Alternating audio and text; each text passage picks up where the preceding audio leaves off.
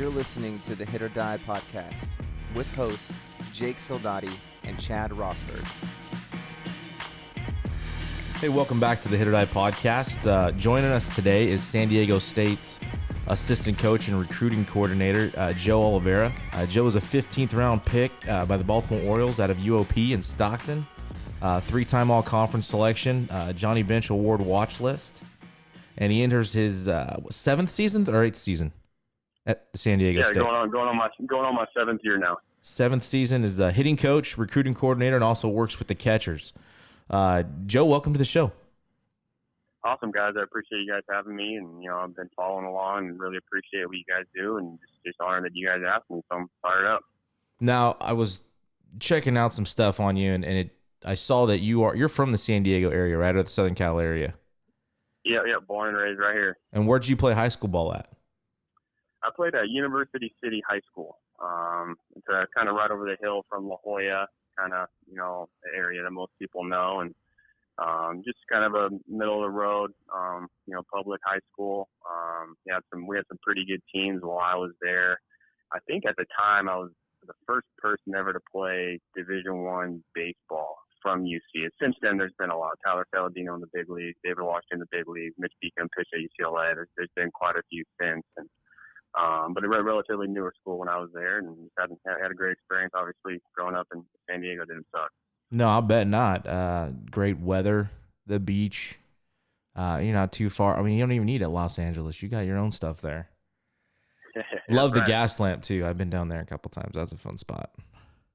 Yeah, it is. That's always a good time. Actually, my wife and I lived down there the last 3 years. We had a condo right in the middle of downtown. We just bought a house over here near campus, so we moved out of that area. But, yeah, it was a great experience living down there.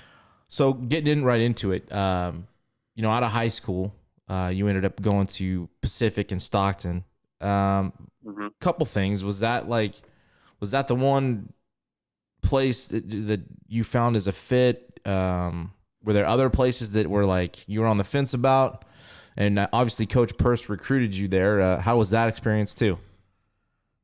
Yeah. So, my recruiting process was a little bit different than I would say the typical guy. My first 3 years of high school, I was a basketball first guy. I thought I was going to the NBA. I thought it was sweet, and thought that was my route. And, I had some great mentors. Jeff Dufek, who's now a great high school coach here in San Diego, started his coaching career there my junior year, and became a great mentor for me and kind of got in my ear and said, hey, I think you might have a future at this baseball thing if you shift your focus a little bit. So, I was being recruited by some small basketball schools, and kind of shifted my focus senior year and really dove all in on the baseball thing. And so my whole process didn't really start until the spring of my senior year. And I wasn't on the travel ball circuit or the showcase circuit. I had some buddies that I knew that played at UOP, and so I went up to watch them play at UC Riverside because it was the shortest drive from that they were coming down, and went over to talk to them after the game, and I was like, hey, introduce me to your coach real quick. So Coach Purse came over, looked me up and down. The first thing he asked me, are you the best catcher in San Diego? And it kind of caught me off guard, and I immediately answered yes. Being the overconfident high schooler I was, and he was at my game. I think the next week, I was on a visit up there. The week after that, I committed on the spot, and it was back in. I think it was May, my senior year. So pretty late in the process. And how was your time there? Unbelievable. It ended up being a great fit.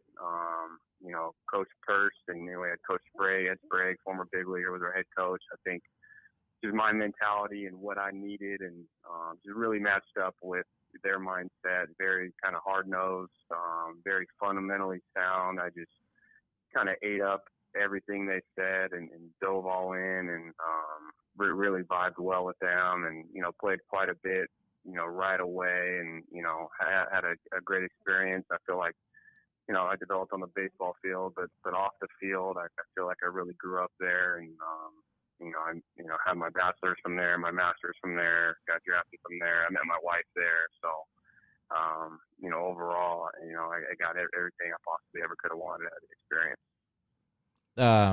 And you were also a teammate with a local guy, Madera High guy, Curtis Pasma, who was also drafted, I think, out of UOP by the Brewers. Yeah, 37th rounder by the Brewers. What do you remember about Curtis? Curtis was your typical lefty, kind of a quirky guy, but worked hard, was a great teammate. He was a JC transfer, so he spent his first 2 years JUCO, transferred in. I remember he got better and better. I think he was we didn't know how much he was going to pitch coming in, but kept his nose down, kept working. I think he ended up being a starter for us by the end of the year. I remember he threw a gem for us at Cal State Fullerton. I think he went 9 innings with 2 unearned runs. A ground ball right between our first baseman's legs, led in 2 runs, and we lost 2-0.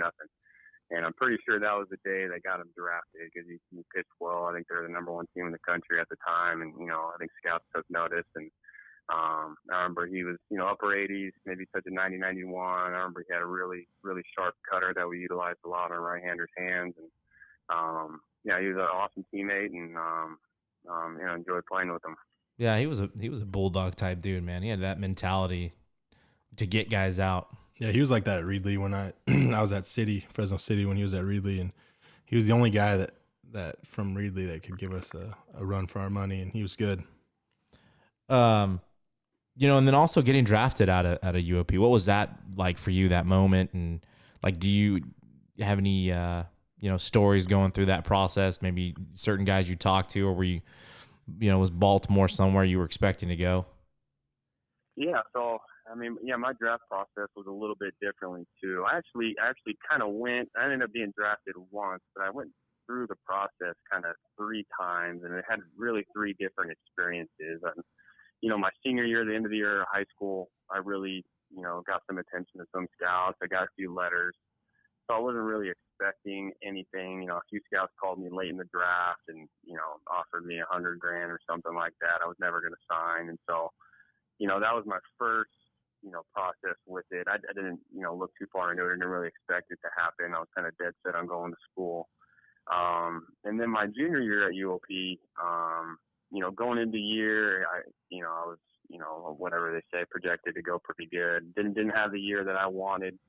And after the year and junior year, I didn't have an agent or advisor or anything. I remember sitting on draft day with my mom and sitting in front of the computer and watching every single pick go by.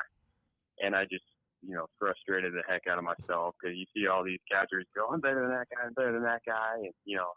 And, I remember that day just being extremely let down. I ended up getting some calls late and, offered me a little bit. But, by that time, I already had my mind made up to kind of come back and graduate.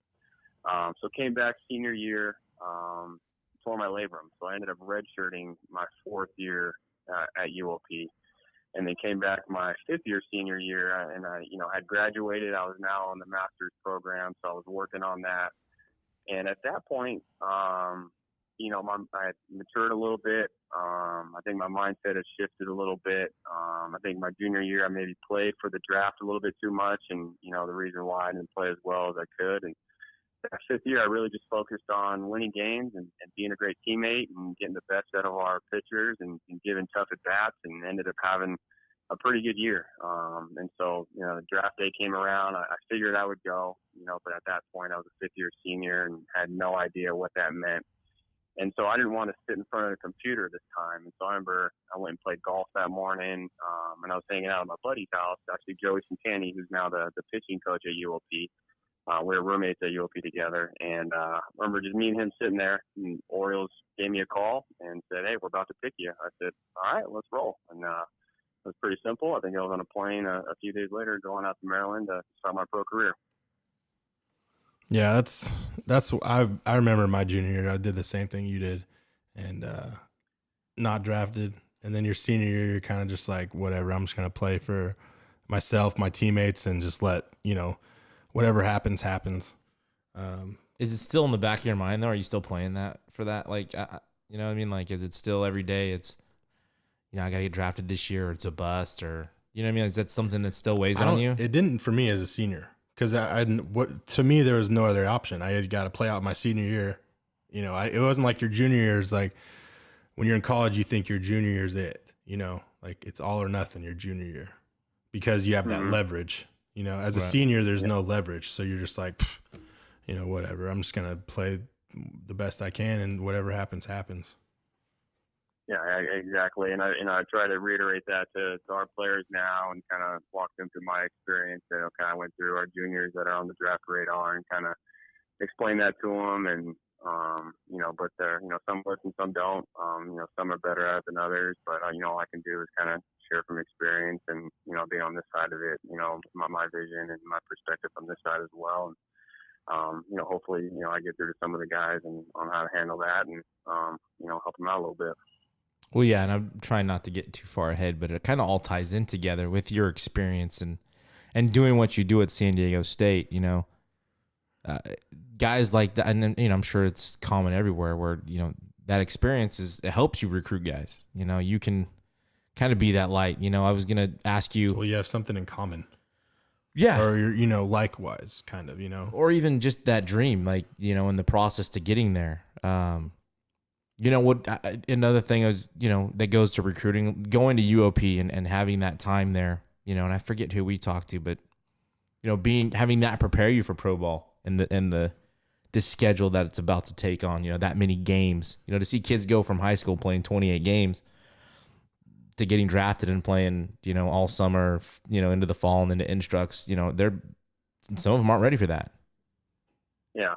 Yeah, no, absolutely. I think, you know, I was lucky, you know, at UOP where, you know, our head coach was at Sprague, who I think he played 11 years in the big leagues, and, you know, Coach Purse, you know, right under him, who's, you know, probably the best baseball mind I've ever been around. I think 99% of my baseball knowledge I learned from that guy, and, you know, just learning the day-to-day grind and, you know, the experience of a college athlete, and the days, you know, are so full, I think kind of prepares you for professional baseball, where you can learn to manage your time and get your work in while handling all your responsibilities. And, you know, I couldn't have asked for better coaches and better mentors during my college experience to prepare me for that. And, you know, looking back after my junior year, I may not have been mentally ready or mature enough to go, you know, and last at all in professional baseball. So, you know, maybe the best thing was coming back and, you know, getting that extra experience, an extra year under those guys to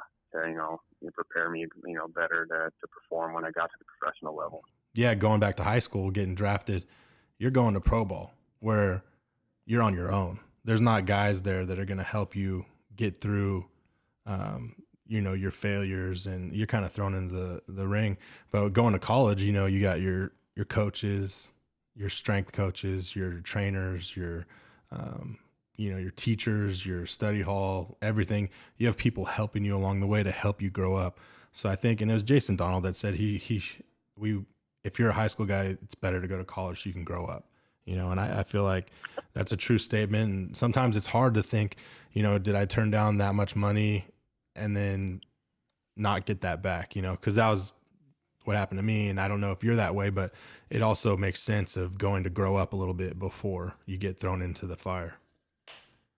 Nice, man. Can you come tell that to our recruits every year? I'm gonna bring you down, and you can reiterate to those guys, convince them to come to school. Yeah, I'll say that. If it gets us in the equipment locker room, I'll be whatever. I'll be that third paid assistant that doesn't get paid. Don't jump ahead. There you go. So after pro ball, you know, was coaching something? I mean, you kind of jumped right into it, didn't you? Yeah. You know, very, very lucky process for me, honestly. Kind of right place, right time. But yeah, going back to, you know, pro ball is, I think after played my first pro season, you know, didn't play as well as I wanted, like everybody. Came to my first spring training, feel like I did pretty well in spring training, you know, and the first thing, the farm director sits me down and goes, "Hey, are you ever interested in coaching down the road?" And, you know, for me, that was a dagger right to the gut. You know, I'm thinking I'm going to be called up to the big leagues this year, and he's asking me if I want to coach. And so, what are you doing after this is all done? Yeah. He's like, "Oh, don't get me wrong. We still believe in you as a player." But I was like, okay, kind of. And then, you know, I kind of read the writing on the wall there, ended up playing 3 seasons. I kind of knew who I was. I was a defensive catcher. You know, I was an older guy, kind of the 5th-year senior. You know, I think I was 24 in high A, and I was they kind of used me to mentor some young pitchers. I was kind of like Dylan Bundy's personal catcher, Mike Wright, a few other guys there called up to the big leagues. And our middle infield that year was Manny Machado and Jonathan Scope, by the way. So it was pretty fun to play with those guys. Yeah, that's pretty nice. Yeah, and so, came back to the next spring training. I'm looking at 2013 now. Had been 3 years of pro ball, and, he's like, hey, Joe, we want to revisit this coaching thing. Would you be interested in going back to high A, kind of being the bullpen catcher / BP pitcher / coach? And I was like, you know what, man, I'm 25. I got my master's degree. Let me go explore some other options. And they were great. They said, hey, why don't you go back home, kind of sit on it, think about it a little bit. So I came back to San Diego, moved back in with Mom, and I was like, I think I belong in college baseball. I had such a great experience. I grew up, in college so much. It's just what I believed in. And so I decided just to go all in on it. And I came over here to San Diego State. I remember wearing out Eric Valenzuela, who's the pitching coach here at the time, to meet with me. I bugged him like 3 or 4 times. I even showed up at a game and went to the bullpen to bug him to finally get a meeting with him. And he was great. We sat down and talked for an hour about how to get into it. I went over and bugged Rich Hill at USD. I called Mike Gillespie. I called John Salyers. Every contact I possibly could to try to get advice and let people know I wanted to get into college baseball.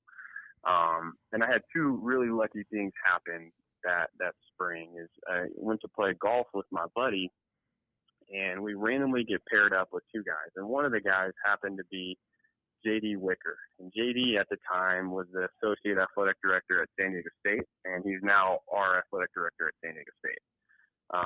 So I got to play 18 holes with him and pick his brain and figure out how to get into college baseball. And then a couple of days later, I'm sitting at a Padres game, and a guy randomly sits in front of us. We get to talking. He turns out to be the associate athletic director at USD.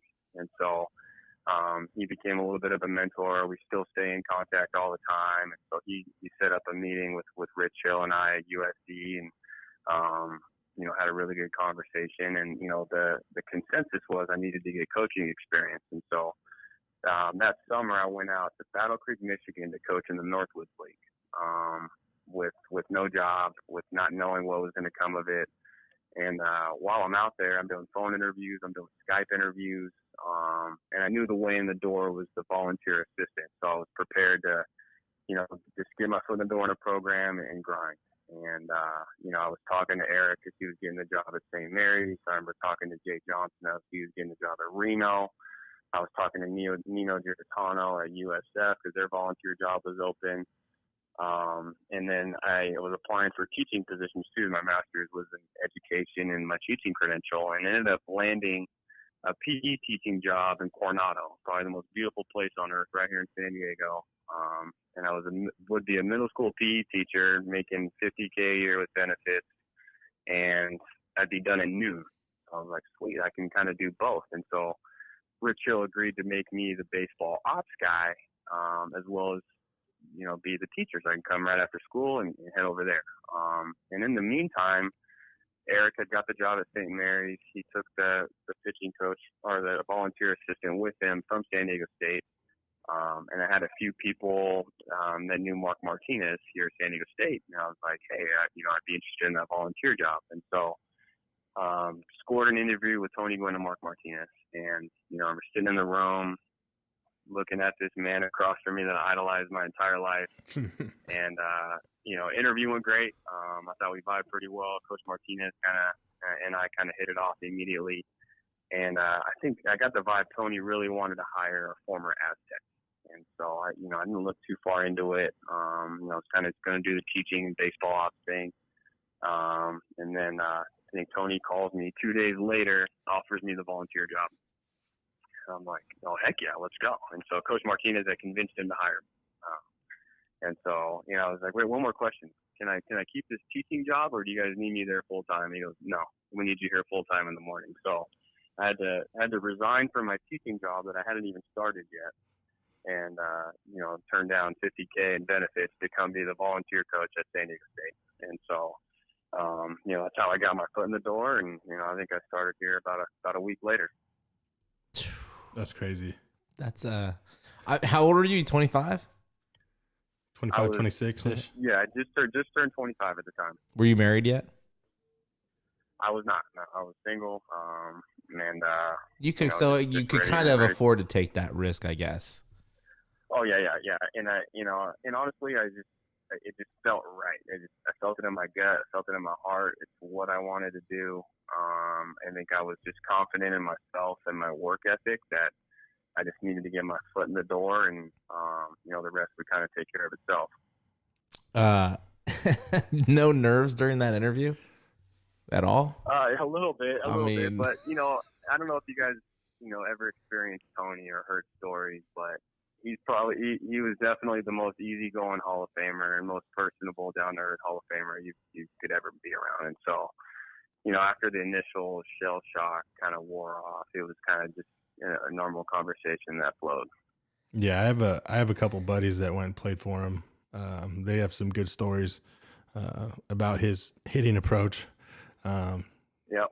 Which is they're good stories, and I mean I couldn't imagine, especially you being a San Diego boy, and he's San Diego, he's Mr. San Diego, and then sitting down. Is that the first time you got to meet him too? Was that interview? Well, I came to the hitting camp they used to have. I actually have a picture of me and Tony my freshman year of high school. I looked like a 12-year-old with my arm around him, and I had him autographed it. Nice. And so, but besides that, in the camp setting, that was the first time that, we sat down and had a talk. And, it was kind of surreal. I see Miranda's brother went there, right? Steven? Yeah, Steve Miranda went there. Okay, yeah, I've heard that name. Yeah, I think he was there right before you got there. I think 2010 might have been his last year. Okay. Maybe something like that. Yeah. So what was that like coaching with Tony? I mean, how long were you guys together? Just a year. It was just that 1 year. It was, he passed away at the end of that year. That's what I thought. I didn't want to guess at the year. Yeah, it was that was the 2013-14 year, and he was going through chemo that whole year, and so some days he was completely wiped out, but he would always tough it out. He'd always get in the dugout. He showed up every single day, but there were those moments where he was feeling good, and he would light up the room and share stories, and his laugh was contagious, and it was definitely fun to be around and learned a lot. He's missed by but just the type of person that I've heard he was, and the type of player he was, and he's that old school. And I know you're the hitting guy now, so I'm actually going to pick your brain a little bit on this because I'm a hitting guy, and I just love the old school approach to hitting. And I think Tony Gwynn was the epitome of that. Not striking out, putting the ball in play, making something happen. What do you think? What's your guys' approach? I know you do the hitting now there, but learning obviously from one of the best of all time. Did you kind of take that and now do it with yourself? I know you guys have had you were like 13th in the country, or 1 year, I think 17 with 313, or, the last 2 or 3 years you've had over 300 average, which is really good for college baseball. If people out there don't understand, that's actually amazing to have a team batting average over 300. So just your thoughts on that and your approach. Yeah, I mean, I think it's just having good hitters. No, I'm just kidding. No, Tony was he kept it simple, almost too simple at times. And the thing he would always reiterate was get in a good position and take a whack. He would repeat that over and over and over again. And I think it might have been that simple for him because he was super athletic and he had an unbelievable eye. But his work ethic, I don't know if you've heard stories when he was in the big leagues, is he kind of invented the whole video system thing, and he would watch video over and over again and almost teach himself. And so he had to work to get into that position. And so, he would tell our players that, and, Coach Martinez and I would, maybe on the side kind of explain, a little more in depth of what a good position means and how to get there. And, Coach Martinez is one of the best hitting guys ever been around as well. He was at New Mexico forever, and they had unbelievable offenses there. So I think it was a really good marriage between him and Tony, and then between Coach Martinez and I. just kind of seeing eye to eye on, hitting philosophy and things. But, we have a very aggressive style. We want our guys getting in the box confident. We want them comfortable, and we want them very aggressive. We tell our guys all the time, I'd rather see you swing and miss at an off-speed pitch and take your best swing than take a fastball in the zone. And so, kind of giving our guys that freedom to be themselves and be aggressive and, let their athleticism take over and, kind of train them along the way. And, as far as getting in good positions and challenging them and developing a plan and approach. We utilize a very extensive video system here as well, and kind of showing our guys, because everybody learns a little bit differently. So sometimes it's, telling a guy, sometimes it's showing them on video. Sometimes they need to see someone else do it. Sometimes they just need to hear it. And so it's kind of just getting down on their level and understanding each guy and understanding how they learn, but, the biggest thing is having everybody bought in on it. And I think that's where we've had our success is, as a whole, we've had an unbelievable coach culture. And it starts at the top with Coach Martinez and just the culture we have amongst our guys to buy in and have a team offense. And, I think that's where our success has come from. Yeah, and I love that approach. So you do everything. You're the old school, and you have the analytics and all that kind of stuff. And like you said, everybody's different. You can't teach the same thing to everybody. And sometimes guys can't feel. Yeah, they don't feel it, or they don't comprehend. Yeah, but it takes that film to see it. I'm like, man, I didn't even feel I'm doing that. I don't. Yeah, and I kind of like that approach too. We tell our guys to be aggressive and I hate taking fastball. Well, just attack early. I think you eliminate some guessing. The more the deeper you get into a count, you just kind of, unless you're 3-2 with bases loaded and 2 outs, you're guessing. Yeah. Yeah, you kind of eliminate that. You get in there and go early. You're going to get a fastball fairly early in the first couple pitches. Be ready to go. And I did hear that Tony was kind of everything was so easy to him that it was almost hard for him to explain it. And I think that's where you're going with, he was like, why don't you do this or something? But it was so easy for him that you and Coach Martinez had to explain what he was talking about. And that makes total sense. Because, there are guys like that everything, it just came so natural. You don't strike out less than 10 times in a season for his career almost. It's like you just don't, with not knowing how to hit. Yeah. But to explain it was so easy to him. It was harder for him to explain it because he's just like, why can't you do it? Yeah, well, and sometimes he would, some guys understood it better than others with him as well, but he had to really work to develop that swing.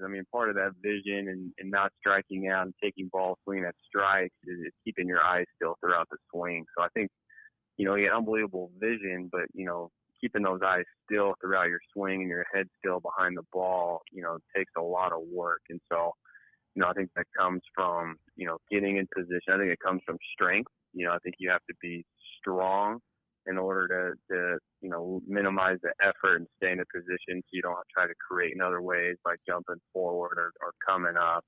And so, keeping your body, in shape, being strong, but also working on the swing and the athletic position to keep your eyes still to recognize pitches. I think that's where he really excelled. And, we try to get our guys to that point.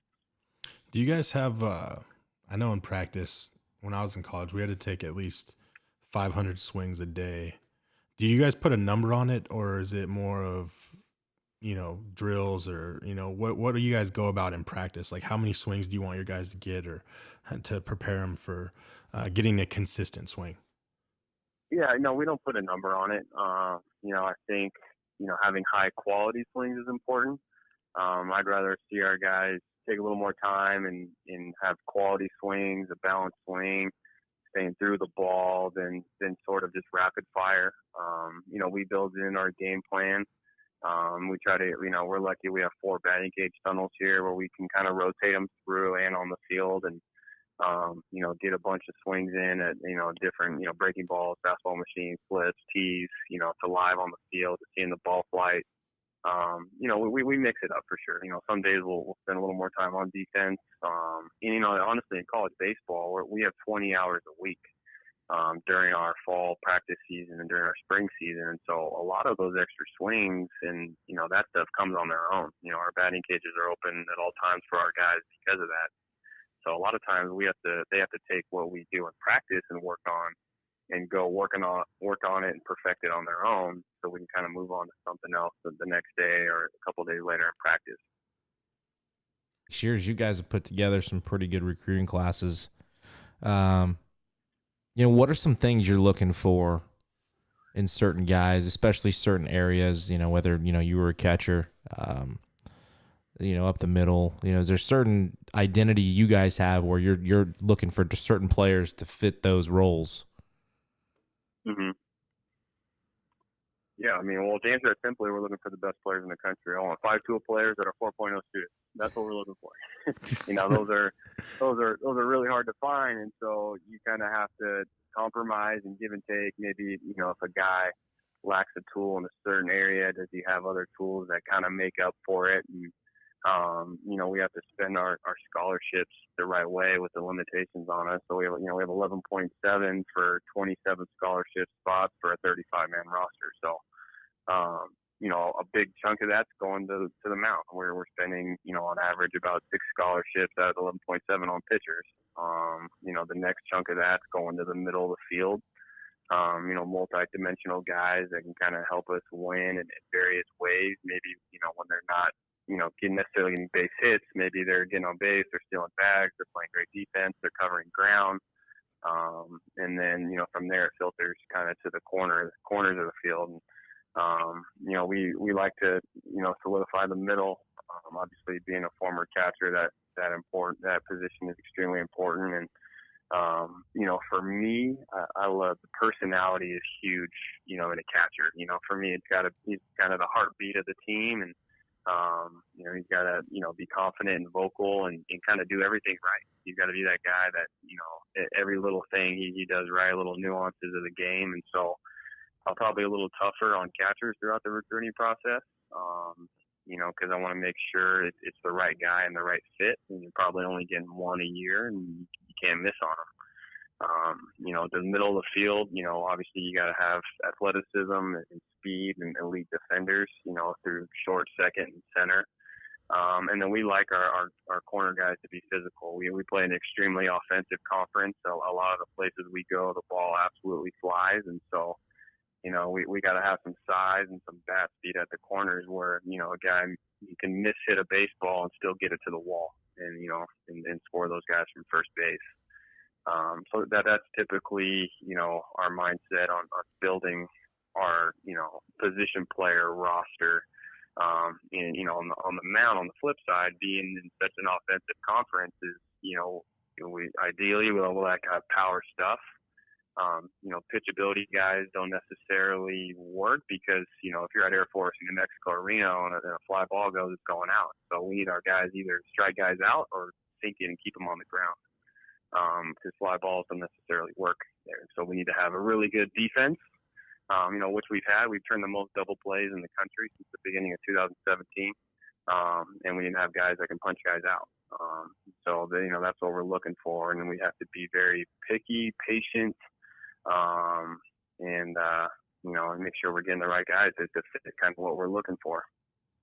What advice could you give a kid, that's hitting the travel ball circuit or, wanting to get recruited?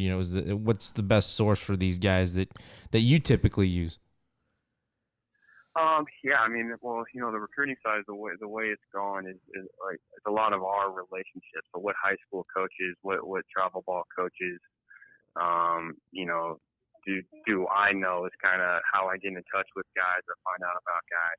So, kind of building a network, for wherever you are, and getting around the right people that are going to put you in position, to be recruited, to maybe promote you a little bit. And then, once they do their job, you have to do yours, and you got to show your talent and show your skills, and don't take plays off because, I might be watching something. I might peek over every other, inning for a catcher to throw down. And if you happen to take that inning off going down to second, I might miss your throw tool right there. Or, I might, and, a lot of times I'm recruiting in Arizona to spring training fields, and there's 4 fields going on at once. And so I might just see your first 2 at bats. And, I want to make sure you're busting down the line and putting together a good at bat and showing your tools, because I might need to go watch an arm on the other side where I might, miss your last 2. And so, not taking plays off, not taking at bats off, and, making sure you showcase all your tools whenever you can.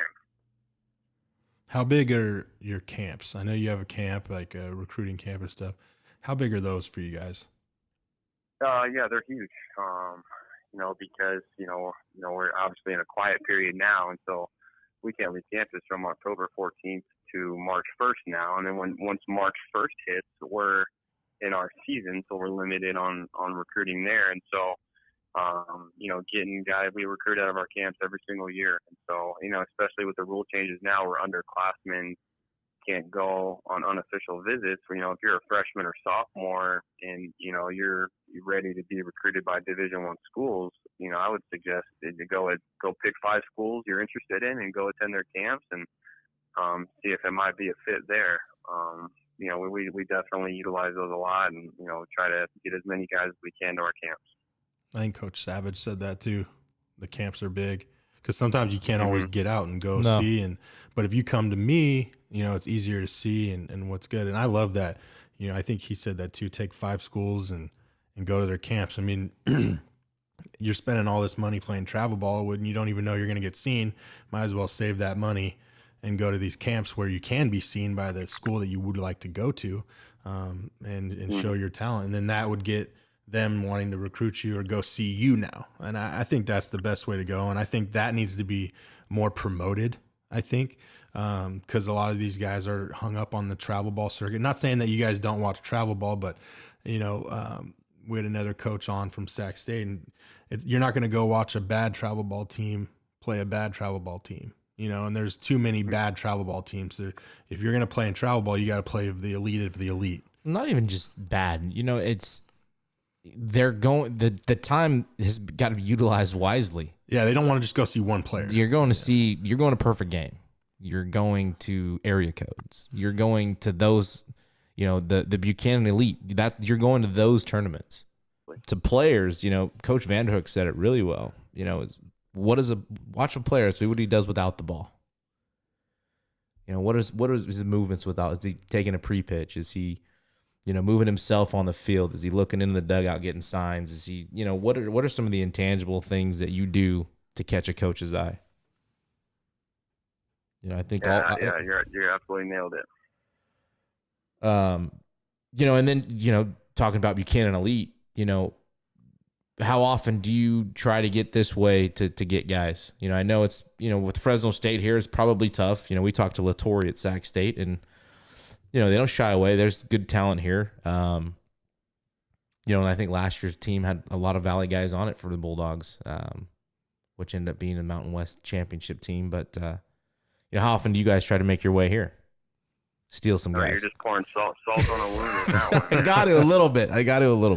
Just a little bit. Yeah, you're absolutely right. I've actually said in our recruiting meetings the past few years, I think, we need to get up there a little bit more. And, we have a, Buchanan kid on our roster now, and, another guy from the area committed, a few more we're working on. I think there's really good high school baseball there. You can tell just by the high school facilities there and kind of what they pour into their high schools is you don't see that a lot of places, especially in California. Where there's, stadiums and lights and, you can just tell that people care about their high school baseball there. And you can tell by the Buchanan tournament that goes on and all the guys that go recruit that, how many, talented players are there. And, from my experience, for the most part, kids from that area are a little bit tougher. They have a little bit of a chip to them. And, we like that. I think it fits our mold. It fits Coach Martinez's mold. And so it's definitely an area, we like to recruit and we need to get better at recruiting and, definitely making a point to get up there a little bit more. Actually, was there this fall and it was a really easy flight. I flew in for just a day, flew in that morning, flew out that night. Really easy, really cheap. Got to see a bunch of really good players in one stop and, definitely going to try to do that a little bit more in the future. Hey, excellent. Oh, do what you got to do. You do what you got to do. I know they do a pretty good job here. OV and those guys get local kids to go to Fresno State, and it's good talent. But here. I mean, it's hard to turn down San Diego like that. Like the living, the weather. San Diego State is. Well, and you're not that far from home. No, you're not. It's like you said, it's a quick flight home. It's a long drive, but not that long. But it's. I think honestly, you look at the Mountain West. It's a pretty darn good baseball conference. It is. Yeah, I think it's extremely underrated.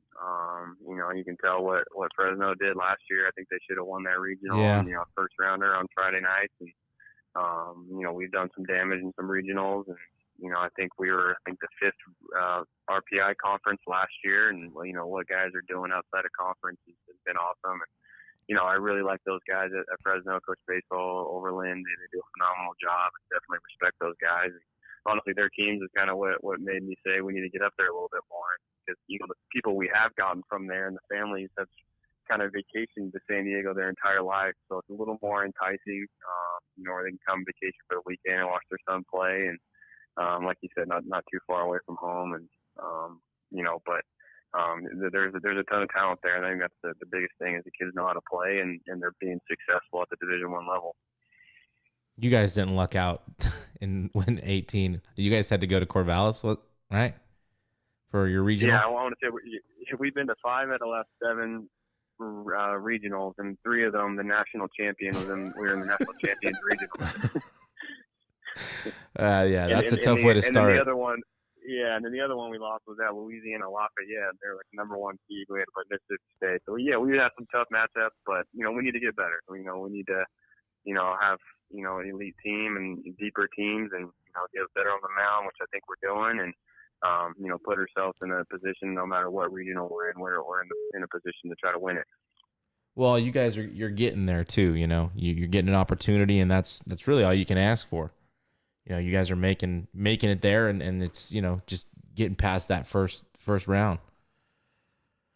Yeah, absolutely. That's what Coach Martinez preaches, and we try to get through our guys' heads. Is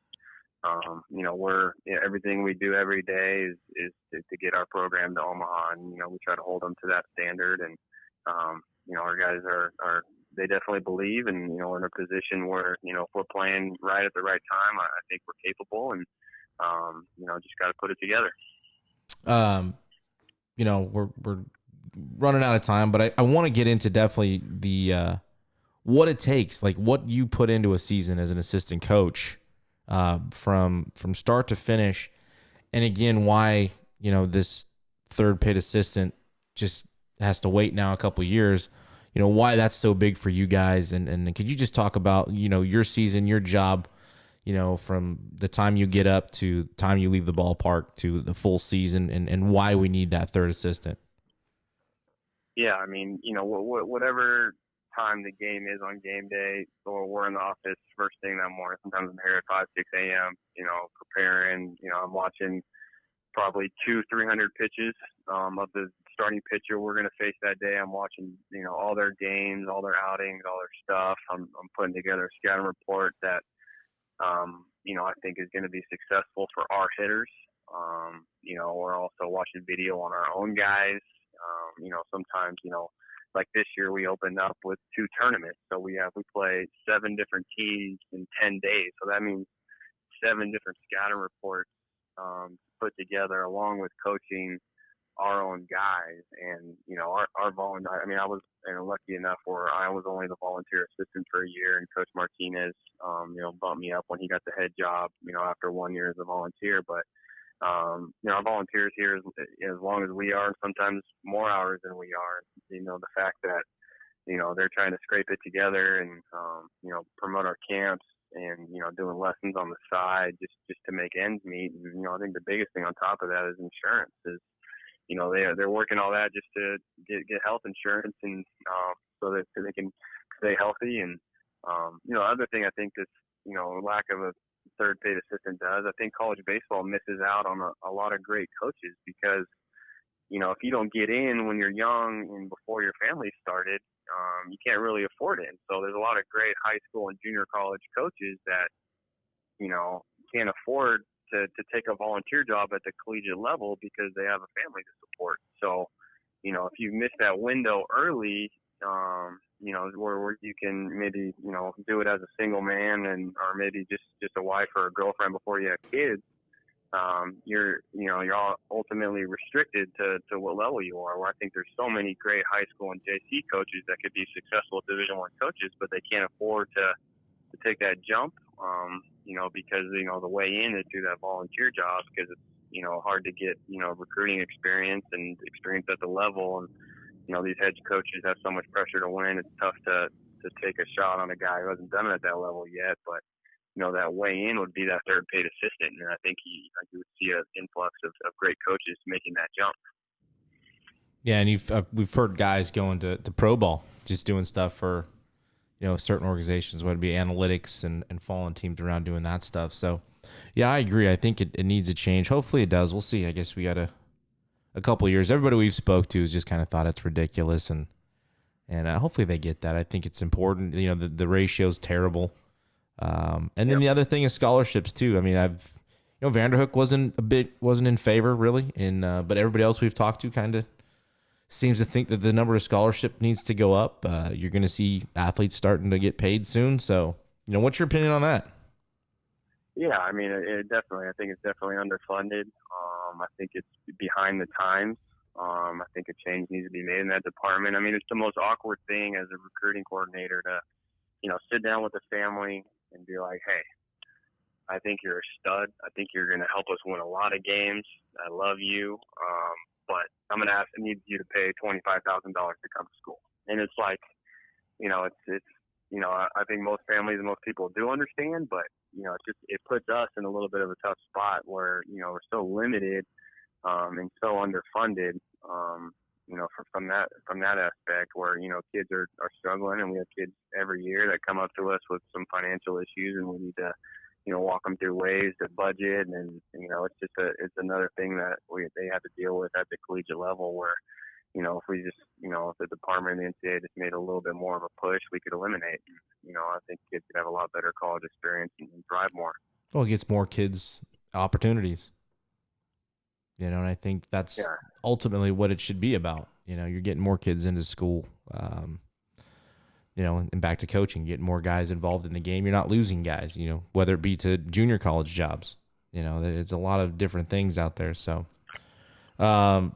real quick before we do finish, can you get into your 2020 season and the team you guys got coming out this year? Yeah. We really like our club. Honestly, we kind of built for this year. Our 2017 recruiting class, I think, was ranked 13th or 14th in the country. And those guys are juniors now. And, to their credit, they've got a lot of experience. They've gotten better. So I think, we have a little bit of an older team with some freshmen pushing. I think we'll get in the mix in the lineup.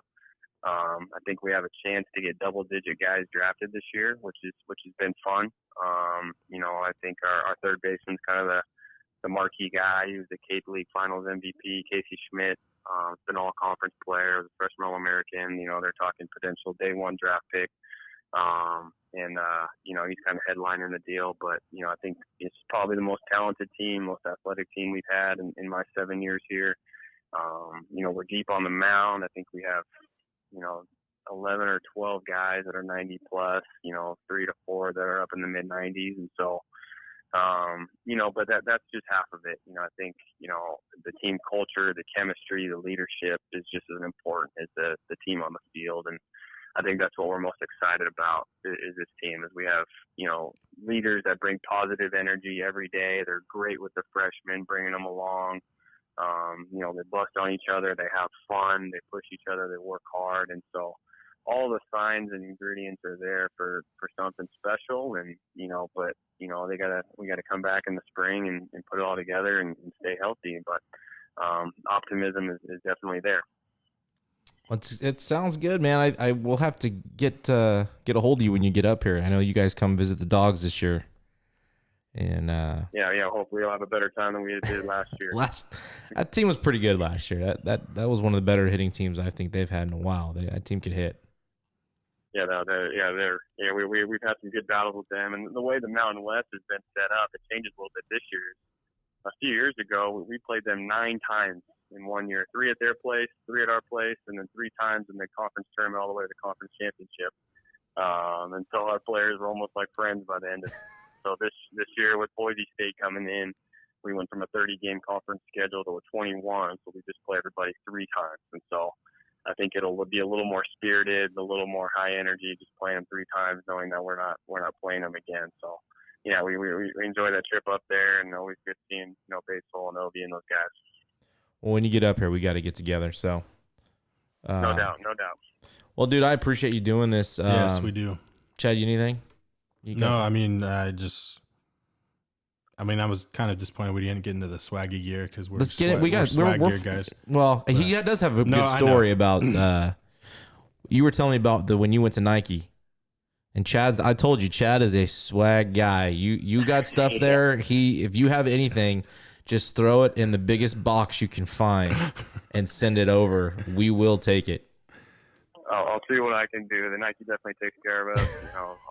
Largely due to Tony Gwynn and being a Nike guy. When Coach Martinez went up to Nike headquarters, we actually parked in Tony Gwynn's parking spot. He has a parking spot at the Nike headquarters up there, and so they definitely take care of us. So I'll see what I can do to hook you guys up.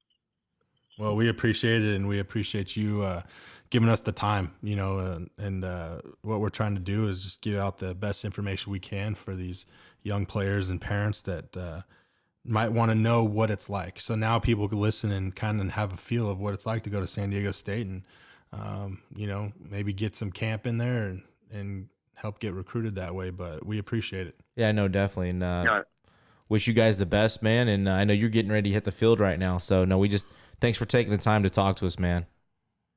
No, I appreciate you guys asking me to be on. Honestly, I was honored, and just appreciate what you guys are doing for the players in your area and college baseball, and happy to be a part of it. And so let me know whatever you guys need in the future. Absolutely. No, thank you again.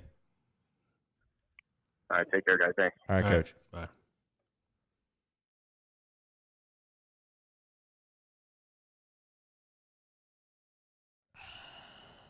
Well, Coach Oliveira was good, man. I think it's always good to hear other perspectives, other schools, mindsets, philosophies, approaches. Just like when you're going through your hitting stuff, it's always good to hear another school. You talk about Savage, putting 5 on your list. It just opens up that list, to put more guys on, more potential. So, and we'll keep, bringing new schools. I know we're trying to get Sac State and Stanford, some other schools on the list. Fresno State, obviously. We're going to try to dedicate some time to, maybe more than most. But, I just think it's good to hear that stuff. I don't think it never gets old. To me, it doesn't. No, it doesn't. And I think it benefits every time people hear it. It's either something similar or something new that they can take away from it. So, I don't know how you feel about it, but I just hope that they're actually listening to what's going on and what's being talked about. And, there are some people out there that think we're just trying to do this because we want to do it. But, yeah, we do want to do this. Sure, it's fun. But we can also we're trying to help out players and parents that don't understand, what it's like to be recruited and what it's like to be drafted and what it's like to go to college away from home and do all that kind of stuff. And we're trying to let them have as much information so they can be prepared for that, because I wasn't prepared to go away from home. Right. But it was the best thing that ever happened to me. And some people kind of feel like I want to stay home, but sometimes, like Donald said, he wanted to leave. Sometimes the best thing is to go somewhere and grow up, right, and become your own person. Because we all come back. Donald's here. I'm here. Everybody that's pretty much left, we all come back to Fresno. It's, this is home. But to get the different perspectives, like you said, of the other colleges and what they're looking for. And I'm not saying don't go to Fresno State. No, absolutely not. I wanted to go there more than anybody, and you know that. Yeah. I wanted to go to Fresno State more than anybody in the world. That was my dream school. That was the only school I wanted to go to, and it didn't work out for me. It didn't happen, and I went to Oral Roberts, and And I'm grateful for that it went that way, you know, but it is what it is. And that's what we're trying to do here, is just give it the best information from all these coaches. And, you know, if you're going to hate on us for that, then hate on us for that. But when it comes down to it, it's been year after year after year. You keep hearing the same things about travel ball and about this, you know, this camp and this hitting guy and this club team. And I'm like, you know, what do the coaches have to say? We've said it, you know, like, you're not even one of the top 5 on your high school team, or, you know, you're focusing on something yet you hit, you know, 260 with, you know, 25 punch outs. You know, your mind is not where it needs to be on how to fix these things. You know, it's just stuff like that. It's like you just hear all these kids say these things, and you hear parents.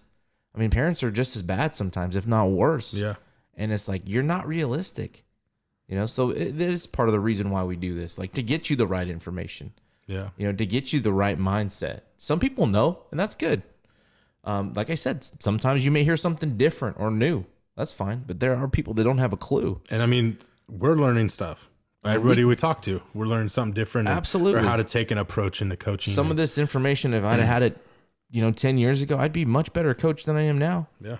I'm not saying I'm a great coach or anything. I'm just saying you're a good coach. You are. Thank you. I appreciate that. But I'm just saying, like, it bums me out that I'm this far into it, and I still have so much more to learn. You know what I mean? And that's kind of the point, just to get everybody involved and get them talking. This is another option. That's it. Yeah. You know, there's no one way to do this, you know? And like I said, we've talked about the travel ball thing, and we may differ in opinion because that's the way of the world today. You just have to adapt. Kids are going to play travel ball. And these college recruiters and coaches, they may have to start reaching out to some of these organizations that do this travel ball stuff. That's just where it's going. Yeah. But I think your high school coach is your best source. And I think what you said about the camps is huge. And I think that's, you know, people need to probably pay more mind to those things. And I wish I did when I was in high school. If I would have known that now, I mean, I knew Fresno State had a camp, but in my mind, I wasn't thinking that all these other colleges had camps, or to even think about going to their camps and doing it. That opens up so many doors, because when these camps go on, guess who else is there? Professional scouts, maybe other college scouts, just to go watch and see you. You can have, you know, and the travel thing, I get it, whatever. I'm over talking about it, right? Because if you think you're playing for the premier travel ball team, well, if you're not playing in perfect game, like you said, if you're not playing in air codes, if you're not playing in these big tournaments that are with your high school teams, then, you know, keep doing you. Then if that's what you want to do, keep throwing your money away to somebody that's gonna blow smoke up your ass, and, you know, do it that way. You can go to a camp, you know, that's cool. It's in Arizona, and it's wherever, San Jose or San Diego or LA or like, I want to go to Miami. Go to Miami's camp. There's 300, 400 kids there. You know, is that how many are, you know, you're sharing time, you know, whereas as a camp, how many kids are at a Fresno State camp? I don't know. You know, 100 maybe. So you're just reducing that number down. You know what I mean? To where you're not, now you've got to, right? You may not get seen, is what I'm saying. You may get overlooked because this camp you went to for $1,200 has 500 kids at it. Yeah. Well, that's, you know. You gotta do what's best for you. Do your how homework. Am I going to stand out? Yeah, do your homework. Do your research on it. What are you getting into? Yeah. Do you know where you're going? Do you know who's going to be there? And that's why I think what you said about camps and Coach Savage said, that's really important, because they're going to see you. Yeah. That's where you want to go. You want to go there, then that's where you need to go. You need to go to their camp. You need to go shake their hand, introduce yourself. You know, Coach Oliveira said it. You know, he pushed and pushed and pushed to get in there. You know, and that's what you have to do. You have to make that connection somehow. Yeah. So I think there's good stuff. That's episode 24. You want to get into our store? Yeah, the Teespring store. There's probably a handful of people that have even looked at it. It's closing. We're not going to use that anymore. We're actually doing a new one. We'll get more information out on that in the next week or so. But yeah, Hit.OR.DIE podcast on Twitter, and Instagram's Hit.OR.DIE. And YouTube channel is HIT.OR.DIE Podcast also. Which we'll have it up on video. Again. Yeah. Yep. And so go subscribe. Yeah, go subscribe to the channel. Share it, whatever. Or don't. Yeah, or don't. We got another guest coming for next week on Monday. No, Friday. Well, yeah, it'll be released. It'll be released next week. So stay tuned for that. And guys, that's episode 24 of the HIT.OR.DIE podcast. HIT.OR.DIE.